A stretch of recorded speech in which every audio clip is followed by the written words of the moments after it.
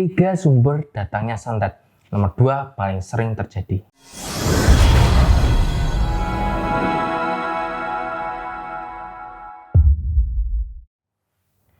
Assalamualaikum warahmatullahi wabarakatuh dan salam sejahtera buat kita semua. Semoga kita selalu mendapatkan rahmat dan keberkahan dari Allah. Amin. Baik saudaraku yang dirahmati oleh Allah SWT. Dalam kesempatan ini saya akan bahas tentang sumber-sumber pemicu seseorang bisa terkena santet ataupun sumber datangnya santet itu sendiri. Jadi di sini saya akan sedikit menjelaskan kembali dari beberapa video-video saya yang sebelumnya yang berkaitan dengan santet ataupun sihir.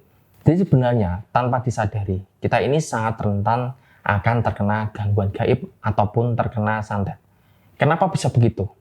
Ya karena kita sendiri semuanya mungkin sudah tahu ya bahwa santet ini adalah perbuatan dan ulah manusia yang bersekutu dengan jin dengan perantara bantuan dari seorang dukun yang memang disuruh ya untuk mencelakai korban. Dan sebenarnya ya ada 3 hal yang sangat memungkinkan memicu atau menjadi sumber seseorang sampai dikirimkan santet ataupun ilmu hitam lainnya. Di antaranya adalah yang pertama, seseorang yang terkena santet ini dipicu karena masalah asmara. Jadi karena sakit hati, diputuskan, ya ditolak cintanya, atau karena merasa cemburu, maka pelaku ya tidak segan-segan mengirimkan santet dengan tujuan supaya korban kemudian hari ya menjadi susah untuk menemukan jodohnya. Kemudian yang kedua, seseorang yang terkena santet ini dipicu karena masalah usaha ataupun bisnis. Jadi hal ini paling banyak dan sering dialami oleh para pelaku usaha, di mana usahanya ini yang dulunya ramai mendadak sepi. Dari yang dulunya omsetnya puluhan juta per hari, ya kini menurun drastis hingga akhirnya bangkrut.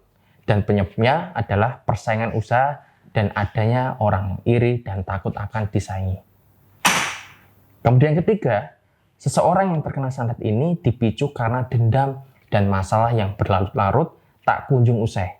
Nah, untuk yang ini paling sering dialami akibat masalah yang tak kunjung ada penyelesaian.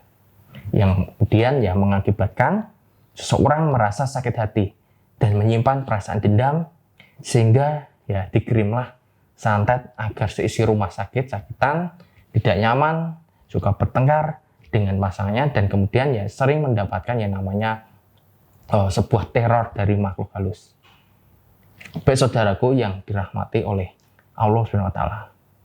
Jadi itulah ya 3 hal sumber pemicu seseorang bisa sampai terkena kiriman santet yang bisa saya jelaskan.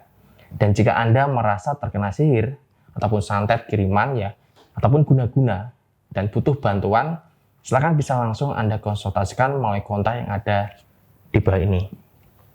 Semoga ya informasi ini bisa bermanfaat dan menambah wawasan serta pengetahuan Anda semuanya. Dan saya Kang Sutiro pamit undur diri. Wabillahi taufiq wal hidayah. Assalamualaikum warahmatullahi wabarakatuh.